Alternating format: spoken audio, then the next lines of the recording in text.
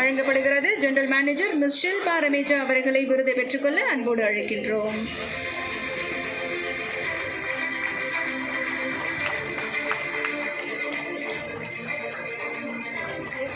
தொடர்ந்து பெஸ்ட் பான் ஏஷியன் ரெஸ்டாரண்ட்டுக்கான விருது சாப்டே the Rain Tree Saint Mary's Road சென்னைக்கு வழங்கப்படுகிறது. டைரக்டர் சீப்ராஸ் திரு சுரேஷ் ஆண்டனி அவர்களை விருதை பெற்றுக்கொள்ள அன்போடு மேடைக்கு அழைக்கின்றோம்.